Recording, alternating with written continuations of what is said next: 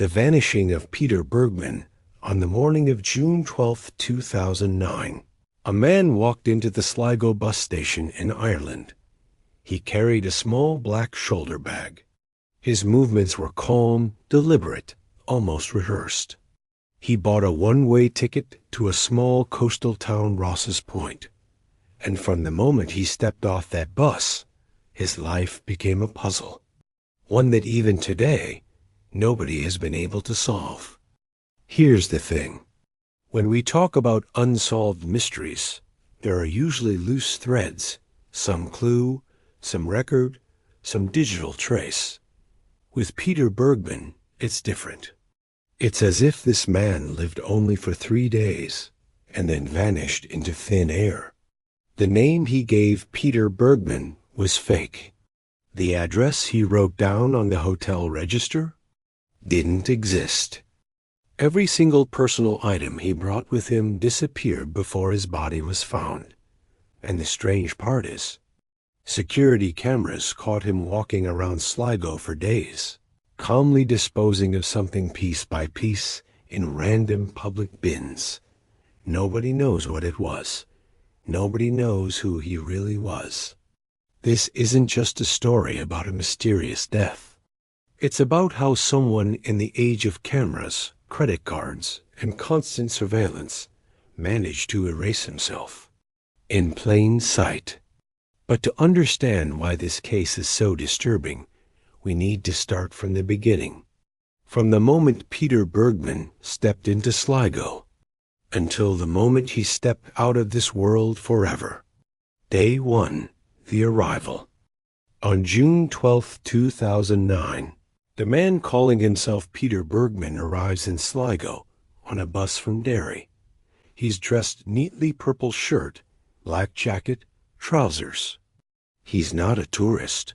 He's not there for business. At least, not the kind of business anyone could trace. He checks into the Sligo City Hotel, writes Einstedersen 15, 4472, Vienna, Austria, in the guest log. Later, investigators will find out this address does not exist.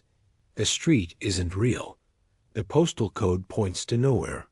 That evening, he goes out, alone, wandering the streets. From the outside, he looks like any ordinary visitor.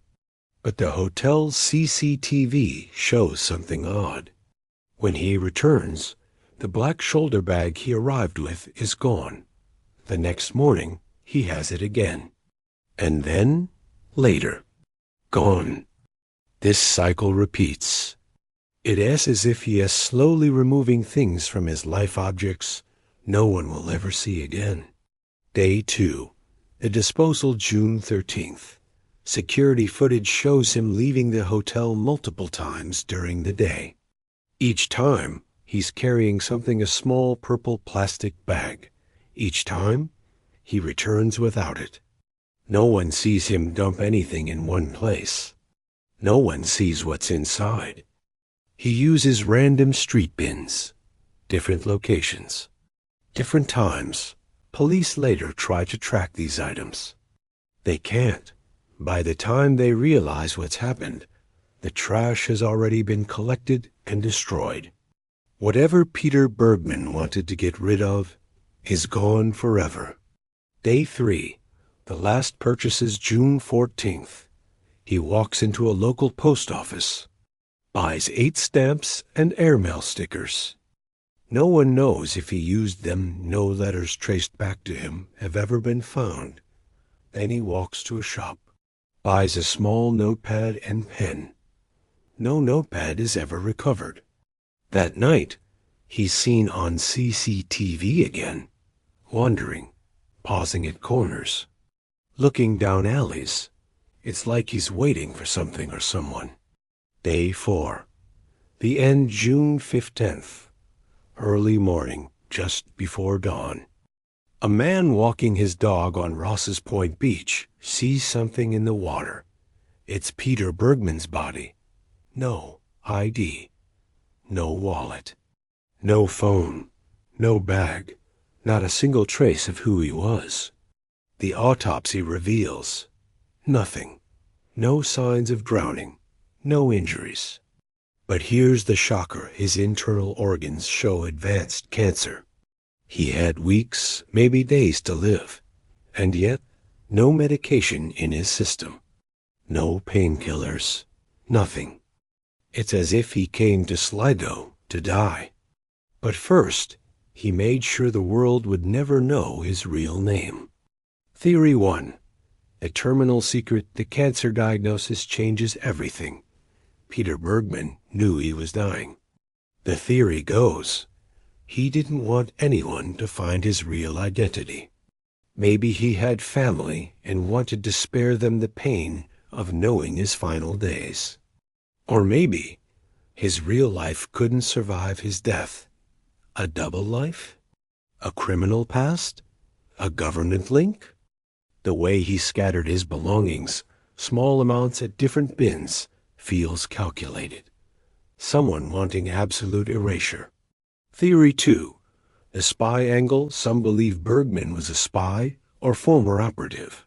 The fake address, the methodical disposal of personal effects, the deliberate avoidance of CCTV in critical moments.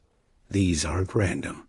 Even in Sligo, he seemed aware of every camera's position. Was he there to meet someone? Or did he come for a final extraction that never happened? Theory 3. A past he couldn't escape, another possibility. Peter Bergmann wasn't his first fake identity. Maybe he'd been living under aliases for years running from someone. An abusive past. A criminal syndicate. A life he betrayed.